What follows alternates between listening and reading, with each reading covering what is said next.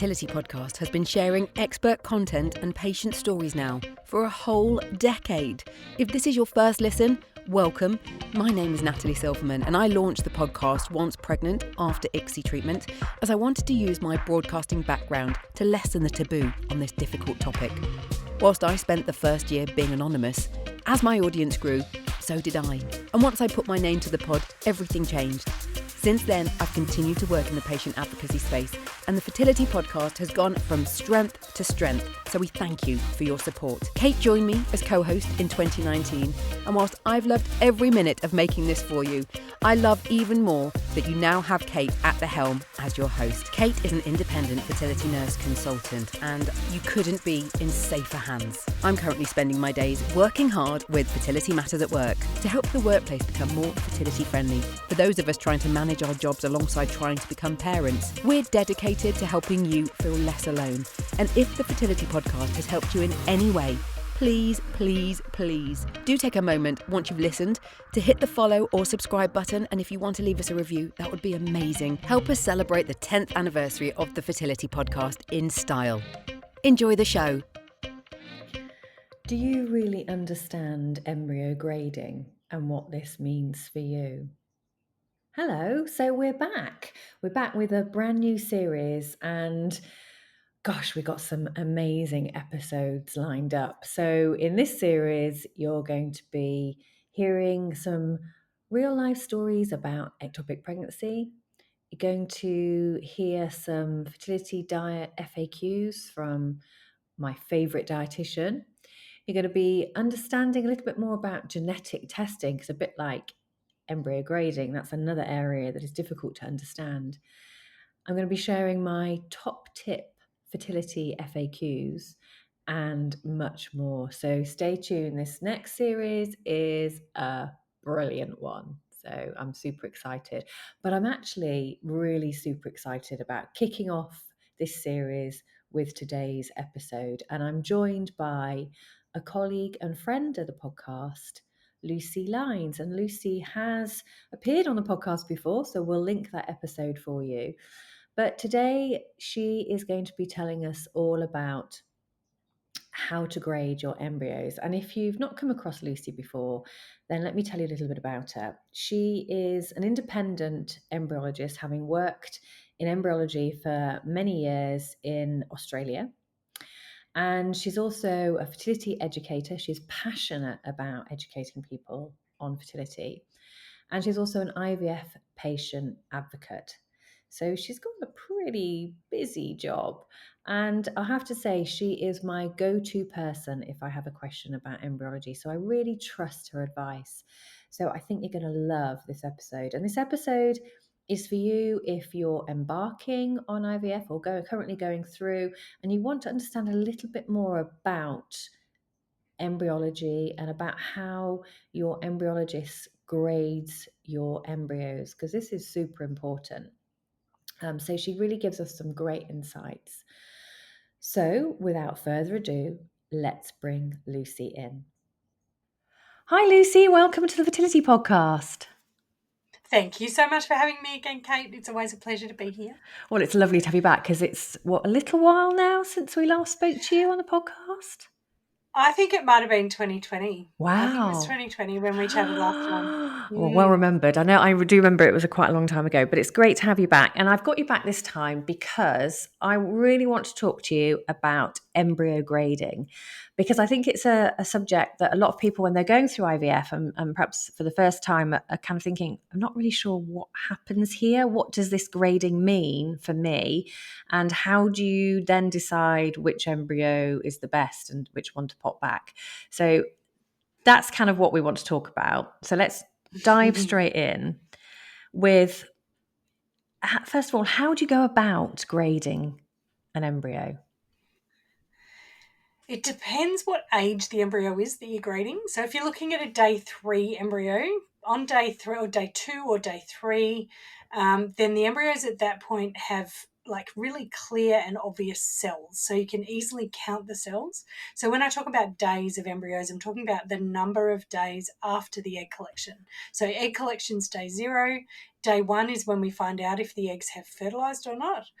And on day 2, we expect that the embryo will be somewhere between 2 and 6 cells, ideally 4 cells inside that original shell of the original egg. So it's very easy to grade that embryo. Are there 2 cells, 4 cells, 6 cells? Ideally, we want to see 4 cells, and we want very little fragmentation.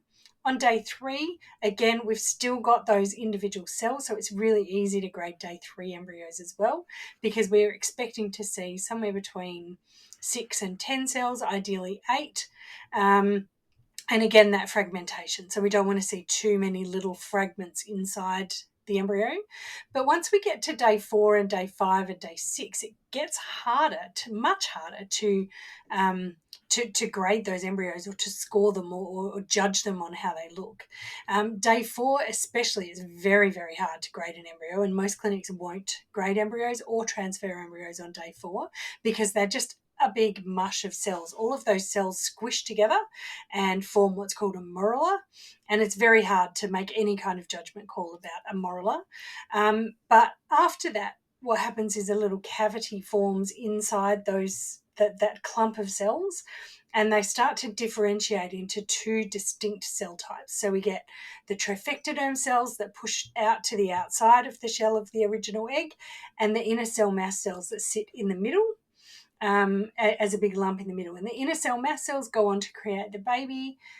The trophectoderm cells go on to create the placenta and the amniotic sac.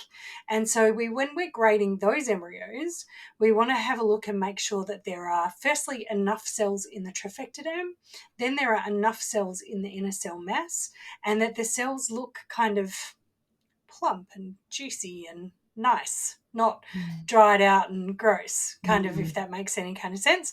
How do they actually make that judgment? It used to be that we had to take the dish that had the embryos in it out of the incubator and put it under the microscope and have a look at the embryos. These days, most clinics in the world have a time-lapse incubator for most of their patients.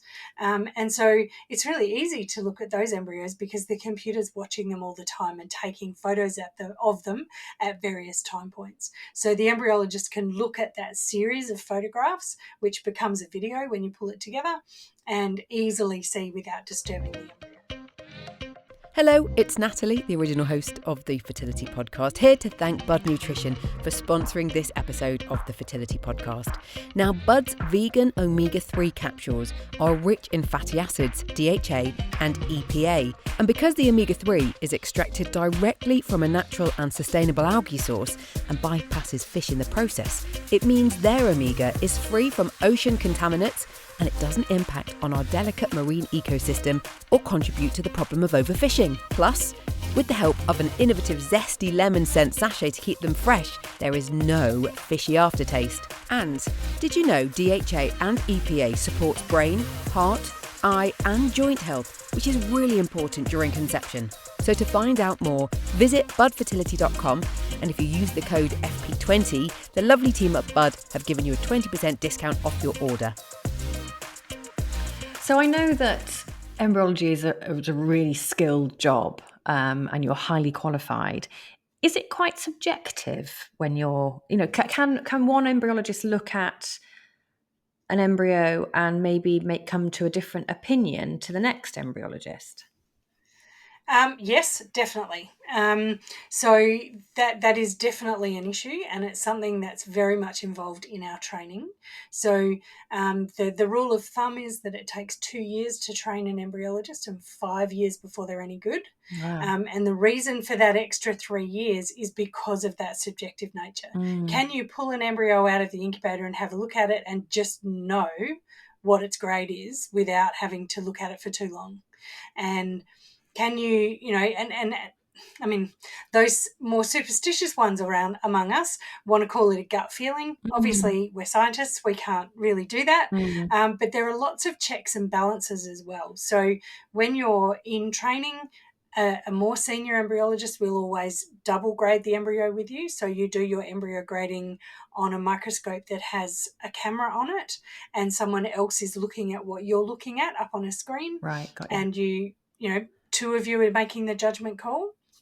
And then in addition to that, we have a whole lot of quality assurance programs that are run externally to the clinic. So in Australia, there's one that's run by a scientist in Perth, and he sends out videos of embryos, and individually each embryologist goes into a room and watches the video and makes notes about what they would grade that embryo. Okay. And then those results all get sent back, and you compare within your lab how much variation there is within your lab from embryologist to embryologist, and then how much variation there is from your lab, your whole lab, compared to another whole lab. Okay. And whether, this clinic are consistently labeling embryo number 2 as a 5AA, and this clinic are consistently labeling it as a 5BB. Yeah. Maybe we need to redo some training or something. So there's a lot of checks and balances That's good to counter that issue of the subjective nature of Yeah. embryo grading. Okay. That makes sense. That makes absolute sense. And I guess it definitely has to be there. I just want to pick up on something you mentioned in the first question I asked you. And it's about when you're talking about grading at different days. In your opinion, what day is the best day to pop an embryo back? And I know that might not be an easy answer. It's impossible. So, Kate, I know you're familiar with the ESHRE meeting. The ESHRE meeting is the European Society of Human Reproduction and Embryology. It happens in Europe every year. There are usually, over 10,000 delegates at this conference. I've been going to it on and off, as many as I can get to, since 2004. So we're coming up to 20 years of going to that conference this year. And every year there is one entire session that is dedicated to day 3 versus day 5 transfer, and which is better. And there is always someone presenting data one way or the other that is 100% black and white. Absolutely, this is the best. And so basically no one can agree still years later. Okay. If I were to be very contentious, I would say that IVF clinics, like businesses, like blastocyst transfer, day 5, day 6, because if they're presenting their success rates, and this is very contentious, but if they're presenting their success rates and they present them as positive pregnancy test per embryo transfer, they are going to have a higher success rate than a clinic that does day 3 transfers. That's really interesting. Because there will be a lot of people who miss out on getting a transfer because their embryos don't make it from day 3 to day 5. Yeah. So then we have to ask the question of, why don't those embryos make it? Is it an embryo problem? Is it a lab problem? Are we as human beings being incredibly arrogant, thinking we can create a better culture environment for embryos than the human body? Do embryos really belong in the uterus on day 3? Not really. They belong in the tubes. We can't do a transfer to the tubes. It's a very complex and nuanced issue.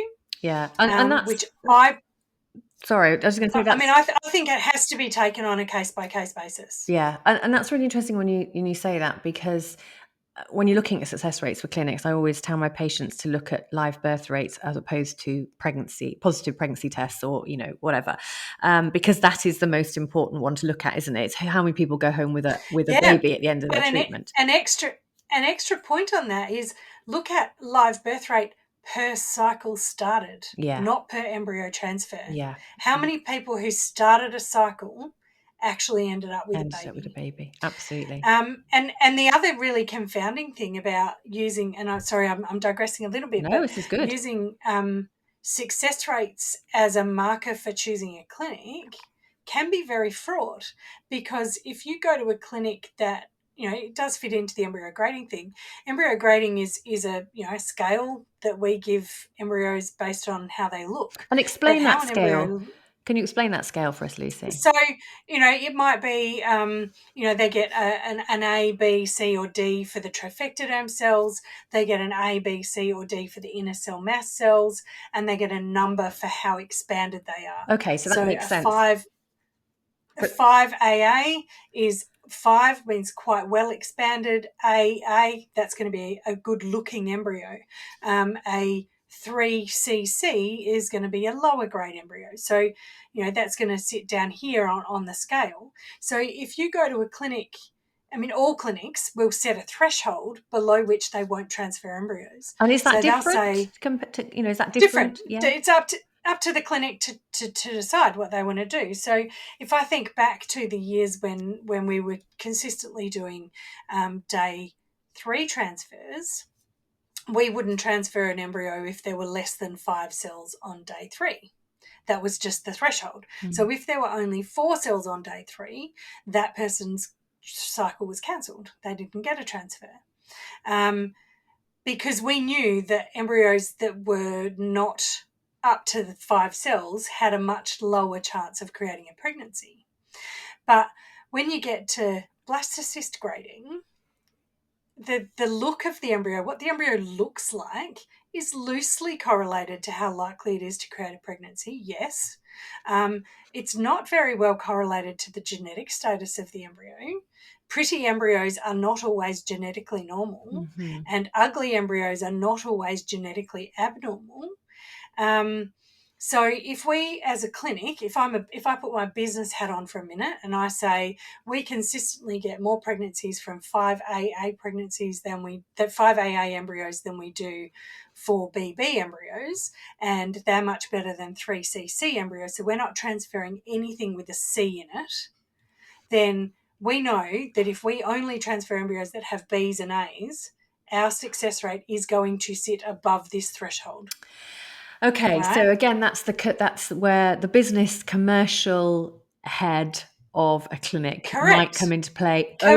Over the probably physiological medical side. So that's absolutely. So if that threshold is set at 15%, for example, we're not transferring anything that has less than a 15% chance of creating a pregnancy, according to our statistics over the last however many years we've been doing embryo transfers at this clinic. So as a business, we decide we're not transferring anything below a 15% chance of pregnancy. So then our published success rates are going to sit above 15% because that's all we're transferring. That sounds great for the business person. But that embryo that had a 15% chance of creating a pregnancy still had a 15% chance of creating a pregnancy. We are delighted that this episode of the Fertility Podcast is sponsored by our friends at One Day Tests.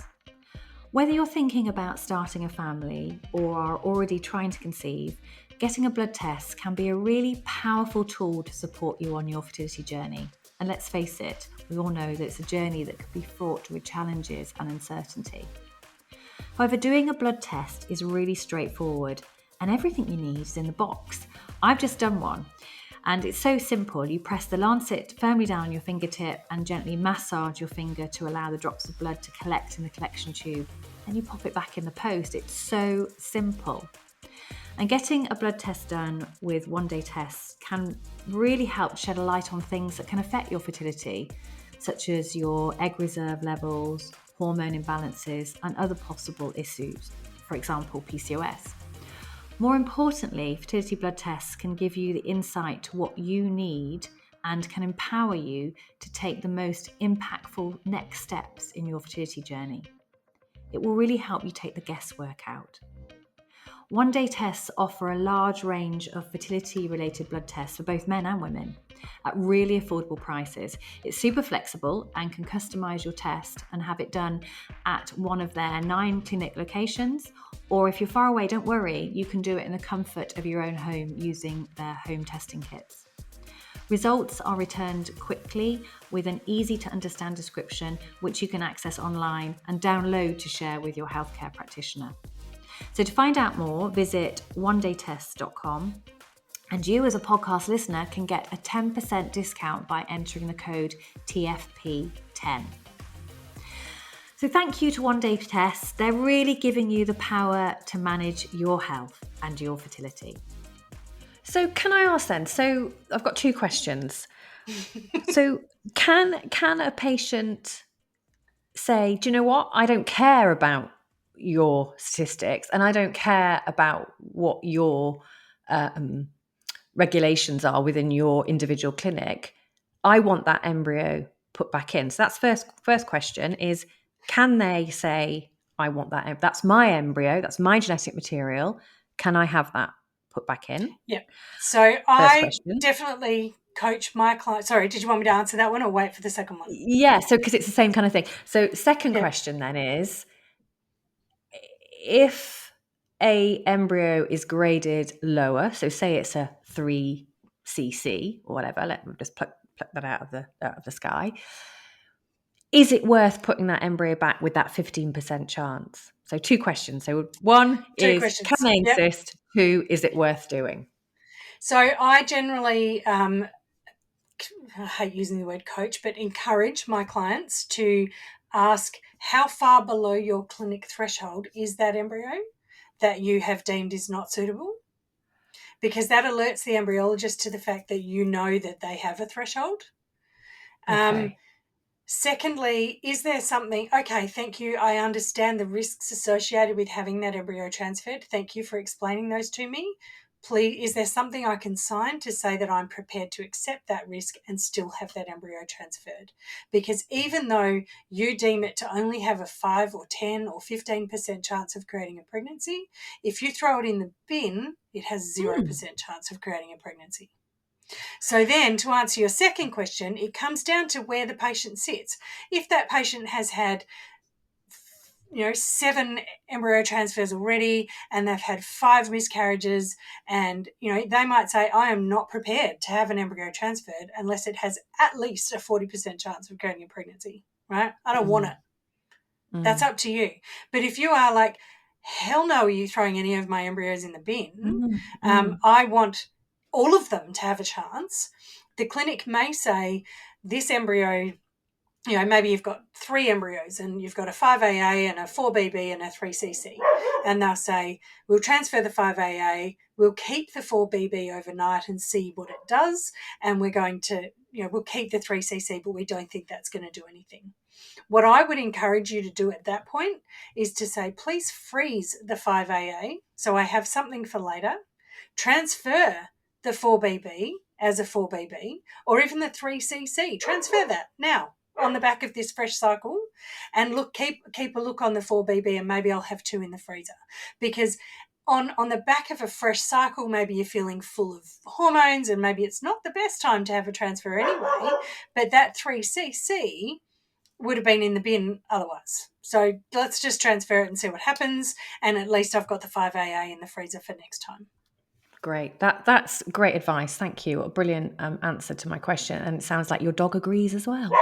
Yeah, I apologise for my barking as dog. That's okay. As I've said on the podcast before, it's all about keeping it real on the Fertility Podcast. I have loads of keep it real. I have loads of interruptions all the time. My cat's jingly bell. People, if as I'm recording today from home, I might be disturbances in the home. So yeah, I'm going to stand up and close the window and see if that helps. Hang on. Okay, don't worry, it's good. See if that helps. Keeping it real, keeping it real. Okay, and my last question to you, unless you can think of anything else that we need to talk about, is batching. Do you recommend that people that perhaps maybe particularly for women with low ovarian reserve, that they do a number of IVF cycles to batch, so to batch their eggs, batch the embryos, so they've got more to choose from? I always give people a lot of thinking points on this one, because I think there's a lot of thought that needs to go into it. What a lot of people don't consider at that stage of treatment is that if they miraculously get 10 lovely embryos in the freezer and that feels like enough to create their family, then they get pregnant from the very first transfer, and then they get pregnant from their very first frozen transfer after that, and then they get pregnant again, which could happen. They end up with 7 embryos still sitting in the freezer and 3 children. You need to think about what you might do with those embryos at that point and have a bit of a sort of a think about that. I certainly do encourage people, when you get down to 1 frozen embryo and you're 38 and you're contemplating just having that one back, I say, if you think you might want 2 children, now would be a really good time to have another fresh cycle, and just leave that one in the freezer for later, and maybe have another fresh cycle now and get a few more in the tank. Frozen eggs, that's another whole podcast. Oh, yeah, it is. We'll have you back for that one.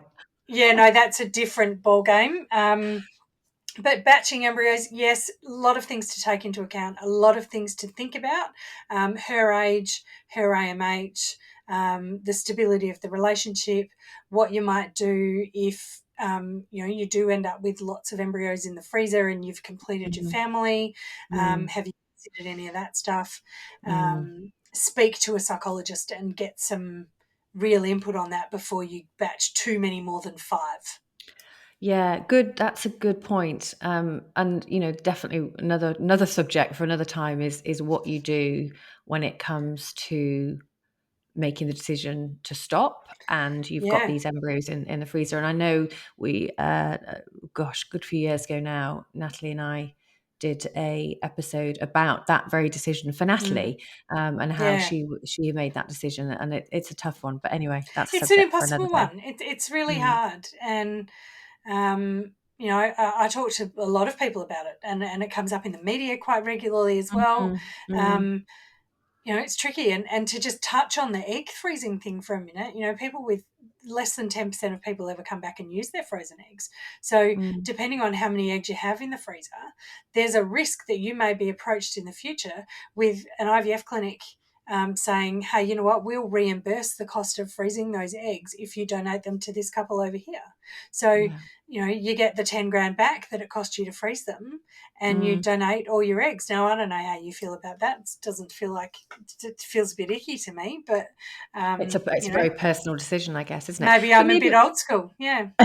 well, maybe we'll have you back to talk about that very subject Yeah, because yeah, yeah. I could talk to you forever, Lucy, as you well know. So anyway, before I let you go, where can Yes. people find you? They can find me mostly hanging out on Instagram at 2 Lines Fertility. You can also find me at Future Fertility Safe. I do a lot of work around the endocrine disrupting space and talking about hormone disruptors. So if you're concerned about toxins and fertility, jump in and have a look at the Detox WTF course that's in there. Otherwise, come find me on Instagram at 2 Lines Fertility. Amazing. Thank you so much, Lucy. That was fabulous chat. I could, like I said, I could talk to you all day, but it was so informative and I'm sure it's going to help lots of our listeners. So thank you so much. Absolute pleasure. Thanks for having me. Well, every day's a school day for me. I learned so much from that with Lucy.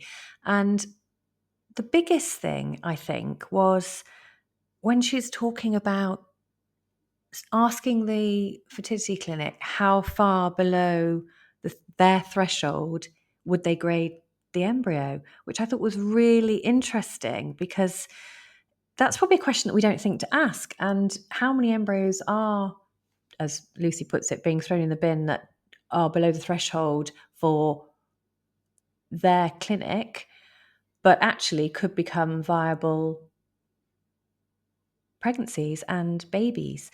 And actually, off air, Lucy said that there is a clinic that she's aware of in Australia that actually did some investigations and found that this clinic doesn't will put back any embryo, doesn't have a threshold. And they found that 17, when they did an audit, 17 babies had been born from embryos that in other clinics would have been thrown in the bin. So it's just something to think about. So think for you, if you're about to start IVF and you're having your embryos graded and you're wondering what all that means, then you've got all this great information from Lucy, but do ask the question to the clinic, how far below your clinic threshold is this embryo? And that will hopefully help you make a decision on whether or not to use that embryo. And obviously, you can always contact Lucy. She's given all the information. We'll also put all the information on where to find her and everything about her in the show notes. So do have a look at that as well. And reach out to Lucy if you've got a question about embryo grading. If you're really not sure, she also, as she mentioned, is an expert when it comes to toxins and improving embryo quality by thinking about your toxins environmentally, food, etc., etc. So I hope that's been useful. We're back in another 2 weeks with a fabulous episode. So don't forget to join us. And if there's any topics that you want me to cover that we're not covering, then please let me know and I'll make sure I get onto it. All right. Bye. Thank you for listening to this episode of the Fertility Podcast, which is brought to you by Nat Chat Productions. The music is composed by Parla. It's hosted by Kate Davis, and the episodes are put together by Ella Woodhouse and exec produced by me, Natalie Silverman. Before you click onto your next podcast, we'd love it if you could either click on the star ratings or write a quick review, as it's a brilliant way for others to know what you think, and even just hitting follow or subscribe really helps other people know it's worth a listen. Finally, just to say, you can follow the podcast on Insta at Fertility Poddy. Kate is at Your Fertility Nurse, and if you'd like to book in a consultation with Kate to understand more about your fertility and reproductive health, just visit yourfertilityjourney.com.